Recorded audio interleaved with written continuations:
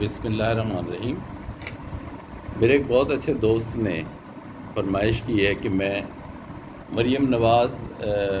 کی جو application passport واپسی کی لاہور ہائی کورٹ میں تھی اس کے بارے میں تبصرہ کروں۔ دراصل میں سیاسی معاملات میں ویڈیوز نہیں بنایا کرتا، میں صرف وہ ویڈیوز بناتا ہوں جو کہ قانون یا آئین یا اس سے ریلیٹڈ معاملات کے بارے میں اپنے دوستوں کو آگاہی دینے کے لیے بنایا کرتا ہوں۔ لیکن کیونکہ میرے ایک بہت اچھے دوست کی فرمائش ہے، اسلام آباد سے آئی ہے، اور میں چاہتا ہوں کہ ان کی اس فرمائش کو آج پوری کر دوں۔ رمضان شوگر مل میں نیب کے ریفرنس میں جب مریم نواز کی ضمانت ہوئی تھی تو لاہور ہائی کورٹ نے اپنے احکامات میں ضمانت کی درخواست منظور کرتے ہوئے حکم دیا تھا کہ وہ اپنا پاسپورٹ عدالت میں جمع کرا دیں، جس پر رجسٹرار کے پاس مریم نواز کا پاسپورٹ جمع کرا دیا گیا تھا۔ اب وہ اس رمضان شریف میں عمرے پر جانا چاہتی تھی تو انہوں نے تقریباً 20 اپریل کو اپلیکیشن دی کہ میرا پاسپورٹ واپس کیا جائے تاکہ میں عمرے کی ادائیگی کر سکوں۔ اس پر جسٹس انوار الحق پنو اور جسٹس رشید سید عباس علی رضوی پر مشتمل بینچ نے 21 اپریل کو یہ کیس سنا۔ انہوں نے اس بینچ نے یہ کہہ کر معذرت کر لی کہ اصل درخواست ضمانت کا جہاں پر فیصلہ ہوا تھا اور جس نے پاسپورٹ جمع کرنے کا حکم دیا تھا، یہ درخواست بھی وہیں پر ہی سماعت کے لیے مقرر کی جائے، جس پر chief justice Lahore high court نے اس بینچ کے پاس یہ درخواست بھیج دی۔ اس بینچ میں جسٹس باقر علی نجفی اور جسٹس فاروق حیدر شامل تھے۔ جب یہ درخواست اس بینچ کے پاس لگی تو اس بینچ میں جسٹس فاروق حیدر جو تھے انہوں نے اپنی کچھ ذاتی وجوہات کی بنا پر یہ درخواست سننے سے معذرت ظاہر کی، جس پر chief justice Lahore high court نے ایک تیسرا بینچ جسٹس باقر علی نجفی کی سربراہی میں بنا دیا اور جسٹس فاروق حیدر کی جگہ جسٹس اسجد جاوید کھرل کو پر مشتمل یہ بینچ قائم کر دیا تیسرا۔ لیکن جسٹس اسجد جاوید کھرل نے بھی معذرت کر لی کہ وہ مریم نواز کا یہ کیس نہیں سن سکتے، اب ان کی اپنی ذاتی وجوہات ہوں گی، جس پر چیف جسٹس نے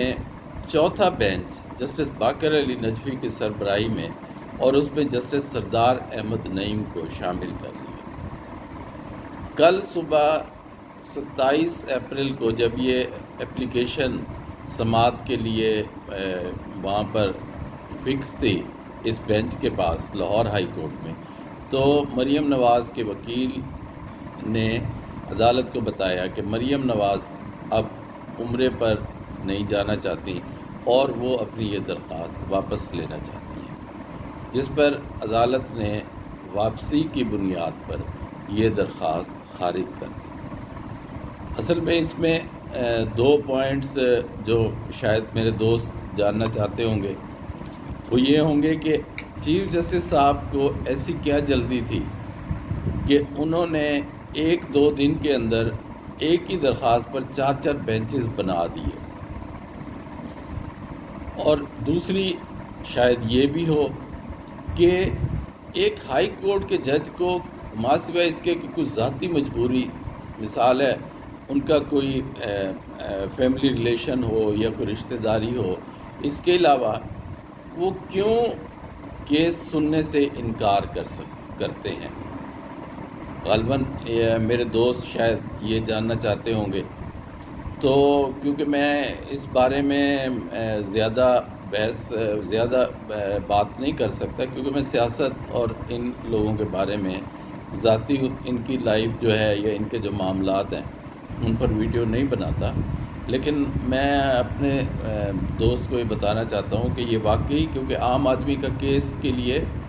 4 بینچز ایک دن میں نہیں بنا کرتے۔ لاہور ہائی کورٹ میں لوگوں کے مقدمات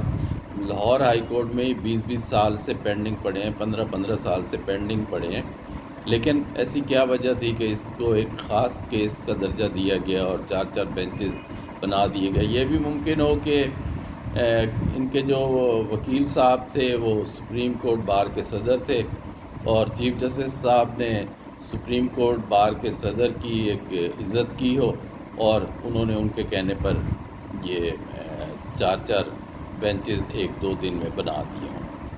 تو میرا جہاں تک خیال ہے کہ اگر یہ بینچز بننے کی بجائے 4 بینچز بننے کی بجائے اگر کوئی بھی ایک بینچ اس کیس کا فیصلہ کر دیتا تو اس میں کوئی ایسی وہ نہیں تھی، اور جج کو ما سوائے کچھ ذاتی مجبوری کے اس طرح،